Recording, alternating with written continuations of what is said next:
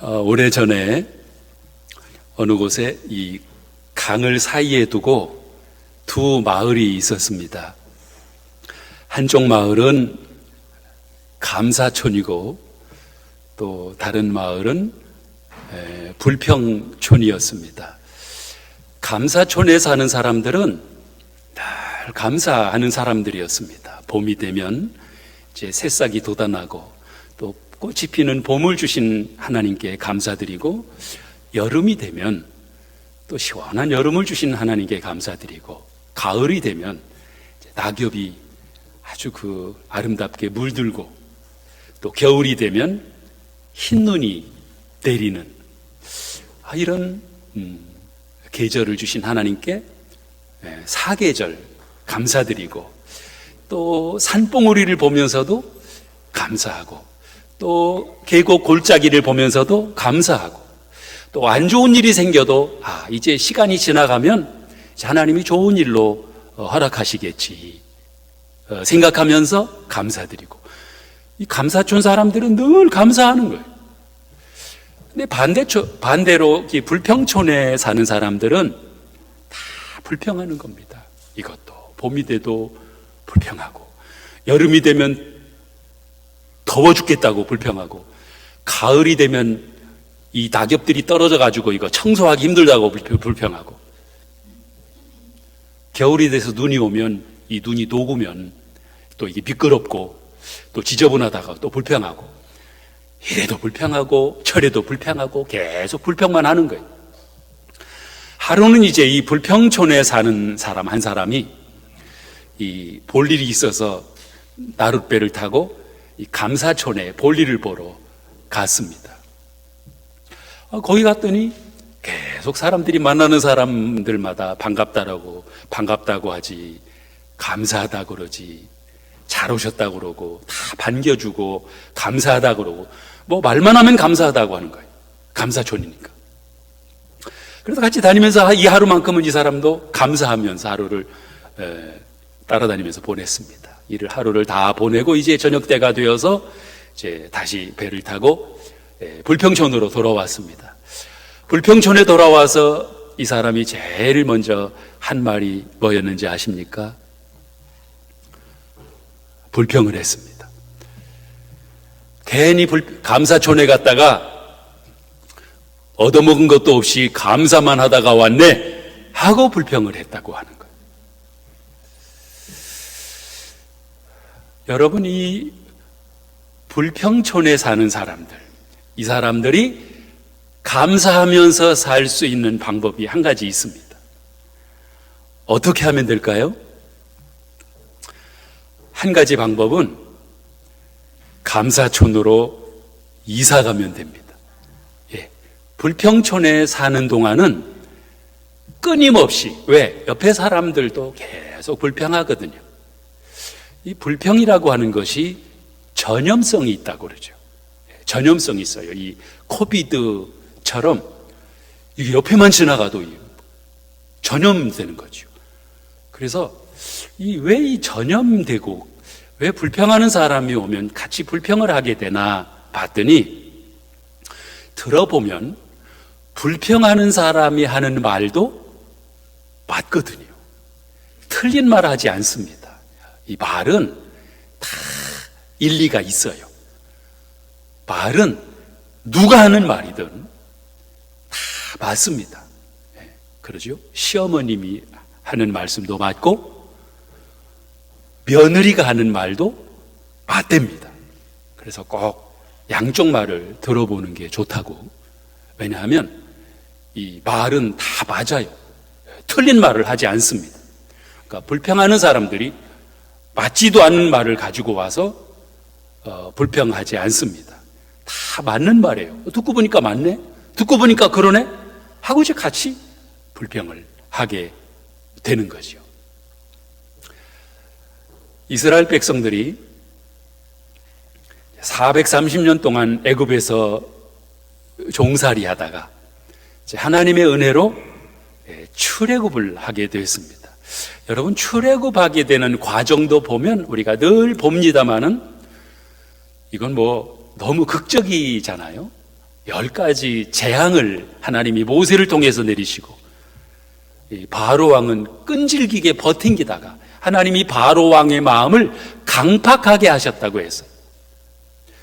그래서 계속 거절하고 이러다가 마지막에 이제 장자가 죽는, 처자들이 죽는 이 재앙이 마지막 재앙이었습니다. 근데 양의 피를 문설주와 인방에 바른, 문설주에 바른, 문지방에 바른 요 집은 죽음의 신이, 장자가 죽는 죽음의 그 영이 그 집을 지나갔죠. 유월절이라고 하는데, 참 신기하게도 이 모세를 통해서 주신 하나님의 말씀을 그대로 믿고 순종한 이스라엘 백성들은 장자가 죽지 않는 이런 놀라운 기적을 체험하게 되죠. 늘 말씀을 드립니다마는 애굽에서 이스라엘 백성들을 따라다니던 족속들이 있었습니다. 잡족이라고도 하고, 이스라엘 백성들 하는 거 흉내내고. 그래서 이 사람들은 믿음도 없어요. 하나님도 잘 모르는 사람들이에요. 그럼에도 불구하고 이스라엘 백성들이 이 마지막 재앙이 내리는데 이들이 양을 잡아가지고 양의 피를 문설주에 바르는 걸 보고 그대로 따라했습니다. 그대로 따라했는데 이 사람들도 장자가 죽지 않는 이런 역사가 나타난 거죠. 여러분, 믿음이라고 하는 것이 바로 이것입니다. 믿음이라고 하는 것은 양의 피를 문설주에 바르라고, 그러면 장자가 죽지 않는다라고 하나님께서 모세를 통해서 주신 말씀을 그대로 아멘하고 순종하면 그대로 이와 같은 놀라운 역사를 경험하게 되는, 이것이 믿음이라고 하는 거지요. 여러분, 우리가 구원을 받는데 구원은 예수 이름으로, 예수님을 믿음으로 우리가 구원받게 되는데, 어떤 사람들은 구원이 너무 쉽다는 말을 합니다. 예수 믿는다고 어떻게 영생을 얻게 되느냐. 그러나 그건 내 생각이지. 이스라엘 백성들이, 제가 몇 주 전에도 말씀을 드린 것 같은데, 참 저는 이게 중요하다고 생각을 해요. 우리가 영생을 얻게 되는 데 있어서 이 말씀이 참 중요하다고 생각을 하기 때문에 또 이제 기회가 되면 이렇게 반복을 합니다. 이스라엘 백성들이 원망을 많이 했습니다. 원망을. 사실 감사해야 되거든요.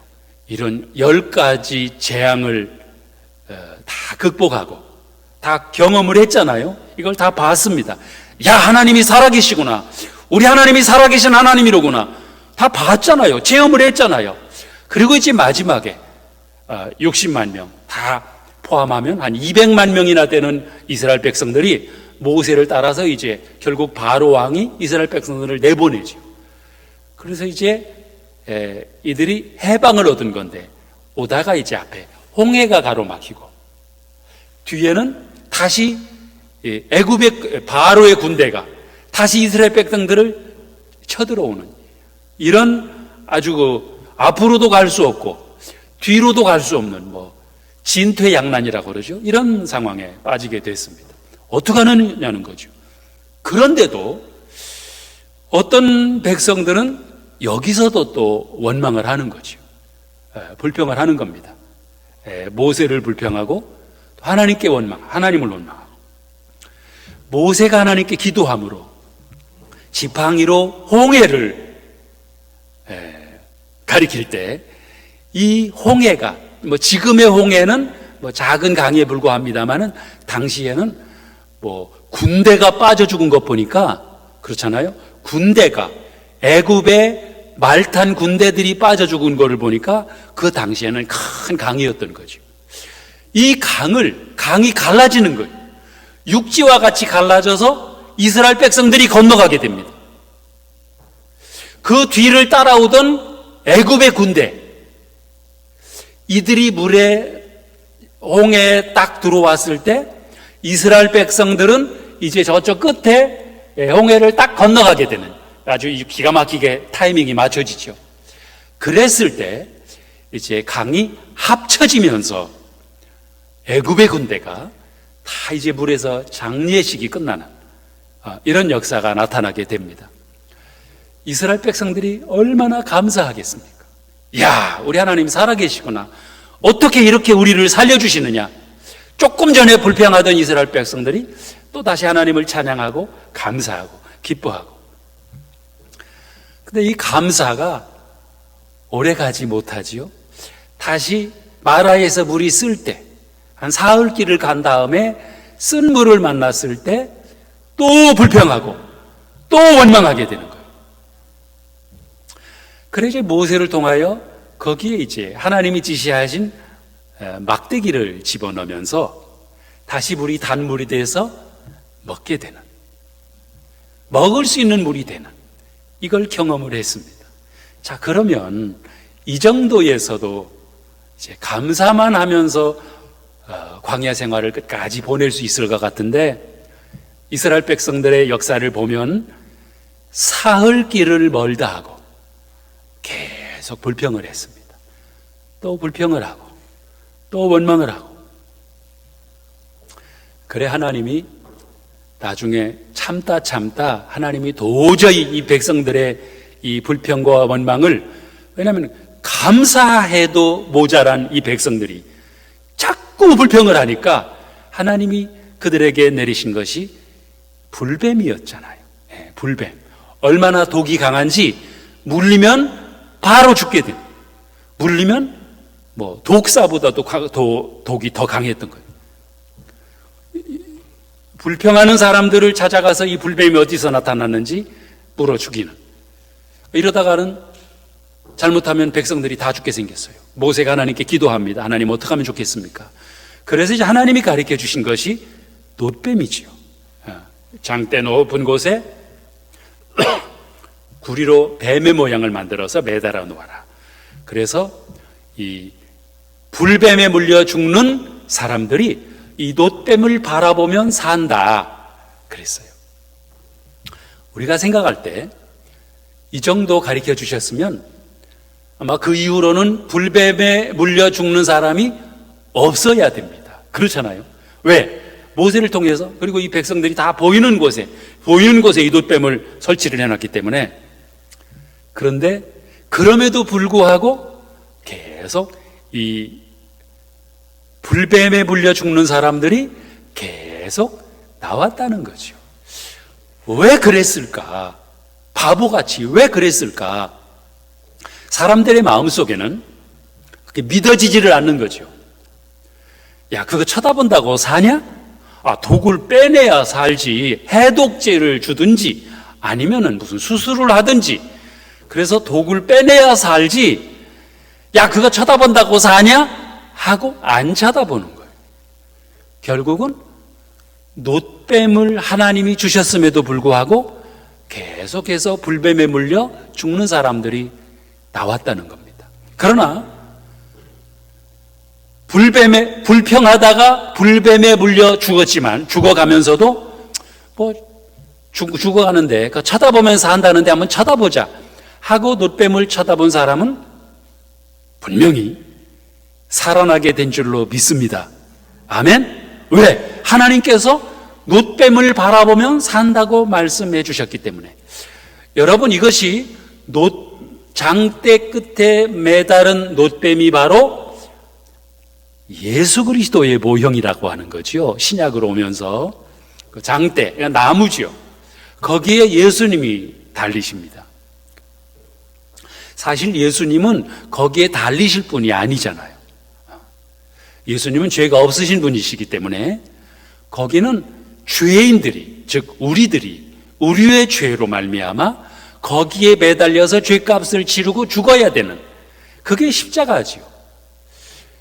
그런데 우리의 죄를 대신 지시고 예수님께서 십자가에 달려 죽으심으로 모든 인류의 죄를 다 씻어주시는 그런 역사가 이 십자가에서 나타난 역사인 줄로 믿습니다.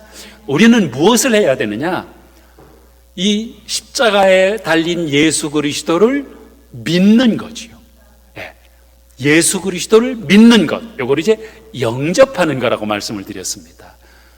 영접하는 자, 곧 그 이름을 믿는 자들에게는 하나님의 자녀가 되는 권세를 주셨으니 이는 혈통으로나 육정으로나 사람의 뜻으로 나지 아니하고 하나님께로서 난 자들이니라. 그래서요, 이 예수를 영접하는 것, 예수님의 십자가를 믿음으로 바라보는 것, 이것이 뭐냐면 지금 이스라엘 백성들이 놋뱀을 바라보는 것, 이것이 바로 우리가 십자가의 예수님을 바라보고 믿음으로 예수님을 영접하는 거지요. 그러면 예수님을 우리는 비록 불뱀에 물려 죽은 사람들이, 이스라엘 백성들이 불뱀에 물려 죽어가는 사람들이 얼마나 많은 죄를 지었느냐, 이 사람들이 얼마나 나쁜 사람들이었느냐, 얼마나 거짓말을 많이 하던 사람들이냐, 이거는 상관이 없었습니다. 놋뱀을 바라보면 사는 것이고 놋뱀을 바라보지 않으면 죽는 것이고, 이스라엘 백성들이 출애굽할 때 마지막 10번째 재앙에서도 양의 피를 바르면 사는 것이죠. 이 사람들이 얼마나 착한 일을 많이 했느냐, 이 사람들이 얼마나 죄를 지은 사람들이었느냐, 이 사람들이 얼마나 하나님의 말씀에 잘 순종하던 사람들이냐, 이거하고는 여기선 지금 상관이 물론 전혀 없는 건 아니지만 여기서 장자가 죽지 않고 사는 것에 있어서는 상관이 없습니다. 단지 양의 피를 발랐으면 사는 거죠. 중요한 건 우리의 구원은, 영생은 어디에서 비롯되는 것이냐? 예수님의 십자가를 믿음으로 바라보고 예수 그리스도를 영접하는 거지요. 내가 저 십자가에 달려 죽어야 되는데 예수님께서 내 죄를 대신 지시고 십자가에 죽으심으로 내 모든 죄가 사함받음으로 이제 하나님께서 우리를 보실 때는 의인이 되는 거죠. 이게 칭의지요. 나는 죄가 많은데, 아직 내가 죄가 많은데 어떻게 내가 이 죄 문제를 해결하지? 내 스스로는 해결할 길이 없는 거죠. 죄인은 자신의 죄 문제도 해결할 수가 없는 거죠. 예수님께서 대신 우리의 죄 문제를 해결하시는데 십자가에 달려 죽으심으로, 그래서 이 예수 그리스도를 믿는 자는 하나님의 자녀가 되고 영생을 얻게 되는 이런 놀라운 구원의 원리를 이제 하나님께서는 출애굽하는 이스라엘 백성들을 통해서 이제 우리들에게도 보여주시는 거죠. 보세요. 이스라엘 백성들은 사실 감사만 하면서 살아야 돼요. 광야를 가면서도 놀라운 기적을, 이 사람들이 광야 생활하면서 농사를 지은 것도 아니거든요. 만나를 하나님이 내려주셔서 만나를 매일 새벽에 내려주셔서 만나를 먹고, 또 고기 먹고 싶다고 하니까 또 고기도 주시고, 또 물도 반석에서 물을 내주시고, 하나님이 이렇게 채워주셨어요. 그런데도 200만이나 되는 대한민국의 광역시의 인구죠. 200만이라고 하면 대단한 사람들, 많은 사람들, 이런 많은 사람들이 40년 동안 광야에서 농사도 안 짓고 굶어 죽지 않고 그와 같이 살아갈 수 있었다는 것, 놀라운 기적이죠. 기적의 연속이죠. 이런 기적을 체험하면서 살았다고 하면 그저 입만 열면 감사하고 우리 하나님 은혜에 감사합니다. 모든 것이 하나님의 은혜입니다. 우리 찬송, 조금 전에 찬송 불렀던 것처럼 모든 것이 은혜였어. 내 삶에 당연한 것은 하나도 없었다는 거죠. 모든 것이 은혜였다. 광야 생활하는 것이 모든 것이 은혜였다는 거죠. 안타깝게도 이스라엘 백성들은 늘 입만 열면 감사는 잠깐뿐이었어요.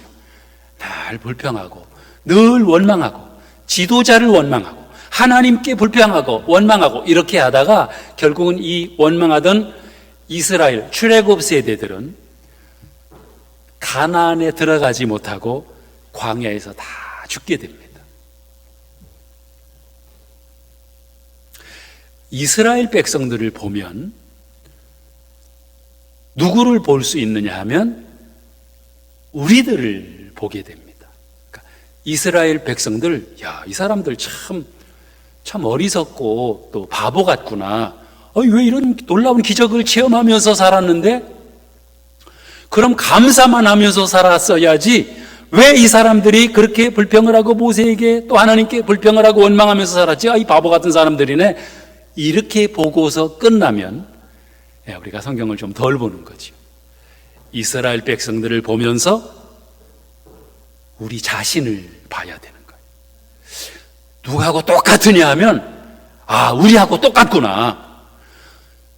놀라운 하나님의 기적을 체험하면서 살면서도 감사할 줄 모르는, 덜 불평하는, 원망하는 우리 자신의 모습을 볼 수 있어야 되는 거죠.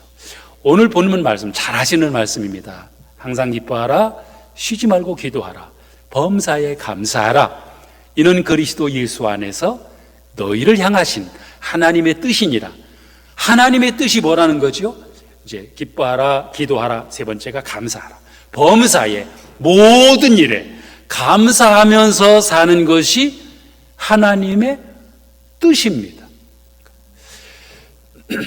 아무 대책 없이 하나님이 우리에게 모든 일에 감사하면서 살아라 이렇게 말씀하셨을까요? 그런 하나님이 아니십니다. 하나님은 분명한 목적을 가지고 분명한 대책을 세워놓으신 다음에 모든 일에 감사하면서 살아가는 성도들에게 하나님이 어떤 축복을 예비해 놓으셨느냐, 이게 다 준비되어 있는 거죠. 그래서 하나님은, 그러니까 하나님의 성도들을 향한 하나님의 뜻이 무엇이냐? 감사하면서 사는 거예요. 모든 일에, 범사에 늘 감사하면서 살아가는, 아까 감사촌 사람들처럼 감사할 일이 있을 때만 감사하면 그건 누구나 다 하는 거지요. 그거 못하는 사람이 어디 있어요? 그거 못하는 사람이 어디 있느냐는 거죠. 좋은 일이 생겼을 때, 건강할 때, 자녀에게 좋은 일이 생겼어요. 남편에게 좋은 일이 생겼어요. 나에게 좋은 일을 허락해 주셨어요. 너무 즐거운 일이에요. 감사한 일이에요. 그때 감사하는 거, 그거 못하는 사람이 어디 있느냐는 거죠. 다 하는 겁니다, 그거는.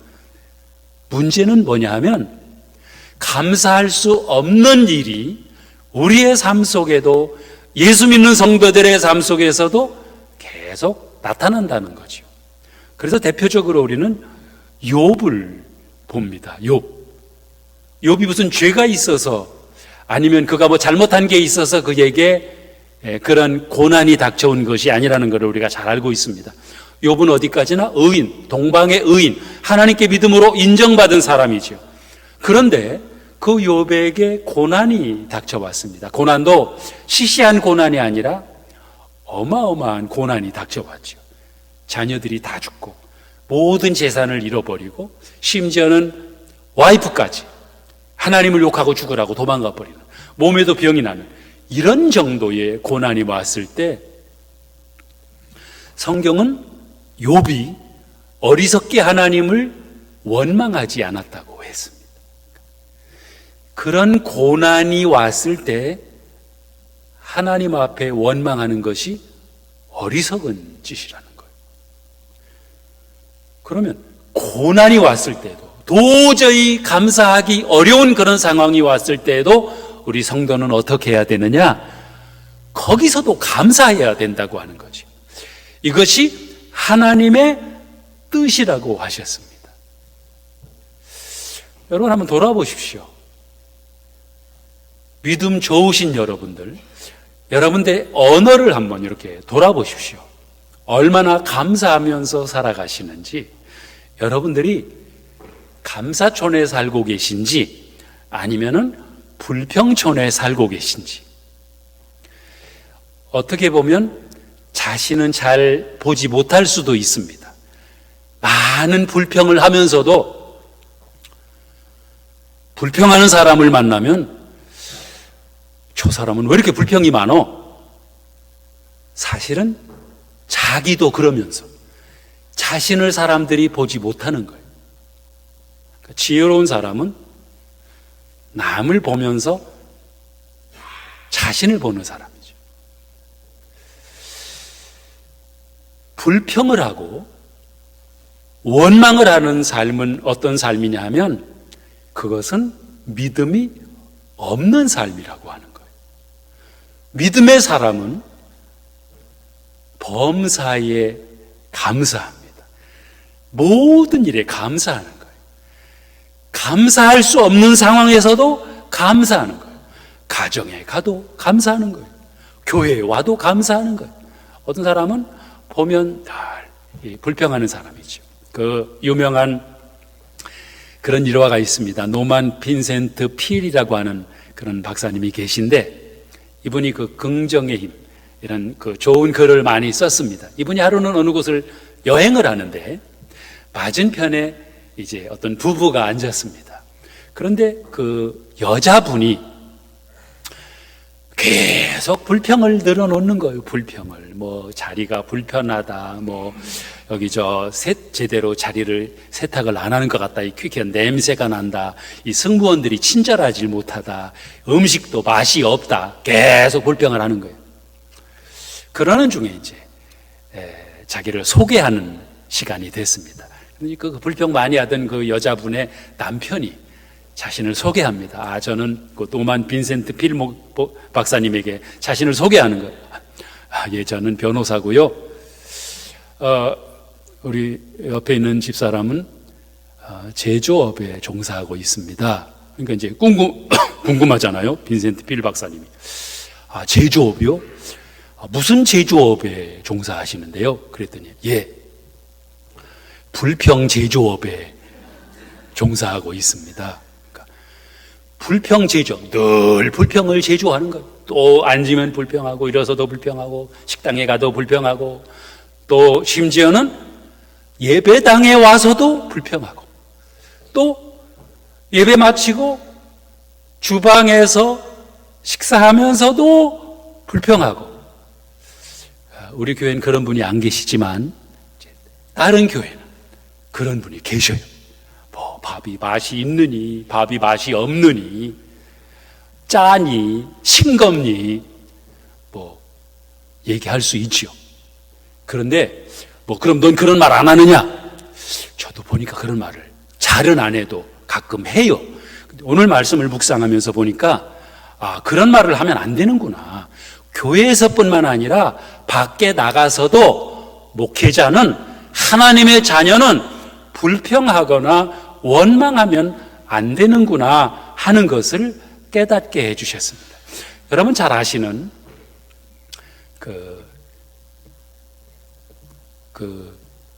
순교자 누구죠? 여러분 잘 아시는 우리 주기철 목사님 말고 손양원 목사님. 갑자기 손양원 목사님 생각이 안 나요. 손양원 목사님 누군지 잘 아실 겁니다. 아마 우리 양 목사님께 또 많이 이렇게 배우셨을 텐데 물론 그분도 순교하셨지만 순교하기 전에 그분에게 6남매가 있었습니다. 아들 셋에 딸 셋. 근데 이 공산당원에 의해서 아들 둘이 총살당하잖아요. 큰아들 작은아들 이 동인이하고 동신이 이 아들 둘이 죽었습니다. 총살당했어요. 그리고 나서 이제 그 공산당원, 이 아들을 죽인 그 사람을 이제 사형시키게 되잖아요. 그런데 손양은 목사님이 그 아들을 용서해 주시고 그리고 그 아들을 양자로 삼습니다. 그 자기 아들, 두 아들을 죽인 그 사람을 양자로 삼아요. 그 두 아들 장례식의 날이 있었습니다. 장례식 날, 그 손양원 목사님이 감사의 이제 설교 말씀을 하면서 9가지, 10가지의 감사의 기도를 드렸습니다. 뭐라고 감사했느냐? 이런 감사를 드렸습니다. 나 같은 죄인의 혈통에서 순교의 자식이 나오게 하시니 감사합니다. 허다한 성도 중에 이런 보배들을, 순교에 할 수 있는 이런 보배들을 하필이면 내 자녀 중에서 주신 것을 감사합니다. 삼남 삼녀 중 가장 아름다운 두 아들 장자와 차자를 바치게 하시니 감사합니다. 한 아들의 순교도 귀하다 하거늘 하물며 두 아들을 순교할 수 있게 하시니 감사합니다. 예수 믿고 누워 죽는 것도 복이라고 하는데 전도하다가 두 아들이 총살당한, 순교당한 것에 감사합니다. 미국 유학 준비하던 내 아들, 미국보다 더 좋은 천국에 갔으니 감사합니다. 그리고 마지막에 가서 나의 사랑하는 아들 그 총살한 원수를 회개시키고 나의 양아들 삼을 수 있도록 하신 하나님 은혜 감사합니다. 이것이 바로 자기 아들을 총살시킨 그 두 아들이 죽은 거죠. 자기 아들이 죽었는데 어떻게 그 장례식에 자기 아들 죽인 사람을 용서하고 양아들 삼으면서 나중에 이제 이 사람 목사로 만들죠. 어떻게 이렇게 감사의 기도를 들을 수 있을까? 상상하기 어려운 일이죠. 이렇게 되면, 이 정도 되면, 아니 하나님 어떻게 된 겁니까? 어떻게 내 아들이 죽습니까? 그것도 하나도 아니고 두 아들을 하나님 데려가십니까? 이런 일이 있을 수 있습니까? 하면서 불평하고 원망할 수밖에 없는 이런 아주 결정적인 상황인데, 이런 가운데서도 어떻게 감사할 수 있을까? 믿음과 감사는 비례합니다. 믿음 좋은 사람은 어떤 경우에도 감사할 수 있습니다. 범사에 감사할 수 있습니다. 믿음 없는 사람은 감사가 되지 않습니다. 좋은 일 있을 때는 감사하지만 그렇지 않을 때는 불평할 수밖에 없는 거죠. 왜? 믿음이 없기 때문에. 그래서 믿음이 좋은 것과 감사의 삶을 살아가는 것은 똑같이 보시면 됩니다.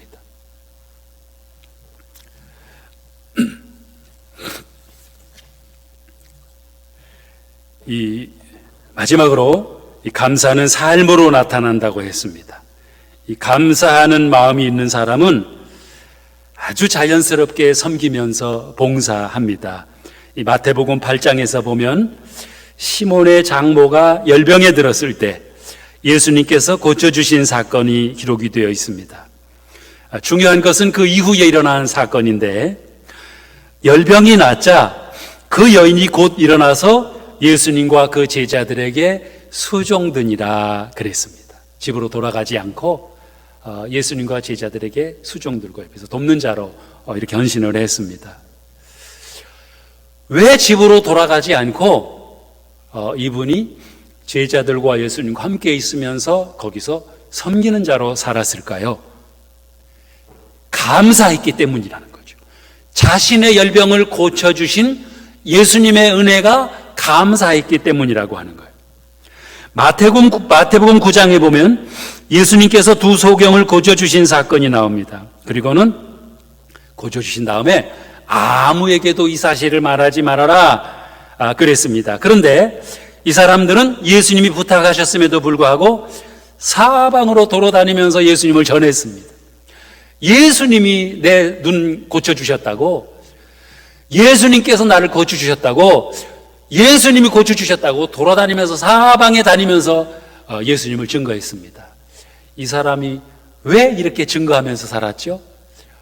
자신의 눈을 뜨게 해주신 예수님이 너무 감사했기 때문에, 너무 고마웠기 때문에 그렇습니다. 가룟 유다는 이 예수님의 발에 향유 옥합을 깨서 붓는 여인을 나무랬죠. 아깝다는 거죠. 저걸 팔아가지고 가난한 사람들에게 도와주면 얼마나 귀하게 쓰는 것인데 아깝게 저거를 예수님의 발에다가 허비하느냐, 이렇게 얘기를 했지만 예수님께서는 저는 나의 장례를 예비하는 것이다. 예수님께서는 그 여자의 삶을, 행위를 칭찬하셨다고 하는 거죠. 그 값진 향유를, 그 값 나가는 향유를 예수님의 발에 붓습니다. 이 여인이. 왜 그 비싼 향유를 예수님의 발에 붓지요? 주님의 은혜가 감사했기 때문이라고 하는 거예요. 감사했기 때문이다. 여러분, 감사는 이런 것입니다. 누가 교회에 열심히 봉사하지요? 감사하는 마음이 있는 사람입니다. 누가 열심히 복음을 전하는 삶을 살아갈까요? 감사하는 마음이 있는 사람입니다. 누가 부모에게 효도하지요? 부모의 은혜를 깨닫고 감사하는 사람이 부모에게 효도합니다. 누가 직장에서 열심히 일을 하지요? 자신이 일하고 있음에 대한 감사가 있는 사람이 직장에서도 열심히 일을 합니다. 그렇습니다. 감사가 있는 사람은 감사의 모습이, 감사의 고백이 삶의 모양으로 나타납니다. 그 삶이 섬김으로 나타나고 감격으로 나타나고 또 그 삶이 기쁨으로 나타나게 됩니다. 하나님은 우리 하나님의 자녀인 우리들이 어떻게 살기를 원하시느냐? 오늘 말씀에서는 감사만 하면서 살기를 원하신다 그랬습니다. 하나님의 자녀들이 감사만 하면서 살기를 원하신다. 아무것도, 빌립보서에 보면 아무것도 염려하지 말고 모든 일에 기도와 간구로 감사함으로 하나님께 아뢰라고 그랬잖아요. 그러면 모든 지각에 뛰어난 하나님의 평강이 그리스도 예수 안에서 너희 마음과 생각을 지키시리라. 아무것도 염려하지 말라고 하는 거예요. 믿음의 사람은, 예수 믿는 사람은 아무것도 염려하면 안 되는 거예요. 염려하지 마십시오. 왜? 하나님이 나의 아버지시기 때문에. 그리고 전능하신 하나님이 염려하지 말라고 하셨기 때문에 염려하지 않는 거죠. 염려하지 않는 것이 믿음이지요. 잘 아시는 그 종교개혁자 루터가, 마틴 루터가 하루는 이 종교개혁을 일으키면서 얼마나 힘들었겠어요. 얼마나 반대파도 많았고 잘못하면 죽음의 공포도 많이 있었죠. 어느 날은 막 근심을 하면서 들어오는 거예요. 근심을 하고 막 절망을 하면서 들어오는 거예요. 근데 하루는 절망 가운데 들어오는데 루터의 부인이 상복을 입고 있는 거예요. 상복을. 루터가 놀랐습니다. 아니 여보, 왜 상복을 입고 있지? 누가 죽었어? 왜 상복을 입고 있지? 그랬더니 예, 누가 돌아가셨습니다. 누가 돌아가셨지? 하나님이 돌아가셨습니다. 무슨 말을 하는 거야? 하나님이 돌아가시다니. 하나님은 돌아가시는 분이 아니지. 영원하신 하나님은 돌아가시는 분이 아니시고 전능하신 하나님이시고 하나님은 영원토록 살아계신 하나님이시지. 무슨 말을 하는 거야 당신? 여보, 하나님이 돌아가시지 않았는데 왜 당신이 절망을 하는 거야? 하나님이 살아계신데 왜 당신이 걱정을 하고 두려워하고 절망 가운데 빠져 있는 거지? 하나님이 살아계신데, 살아계신 하나님이 계신데 우리는 아무것도 염려하거나 두려워하거나 걱정할 것이 없는 것이 아니겠네. 그 종교개혁자의 와이프도 아주 대단한 사람이었구나. 마틴 루터도 훌륭하지만 하나님이 살아계시기에 우리는 염려할 것이 없습니다. 왜? 전능하신 하나님이, 돌아가시지 않는 하나님이 나의 아버지시고 나와 함께 계시고 전능하신 하나님이 내 곁에 계시기 때문에 그런 줄로 믿습니다.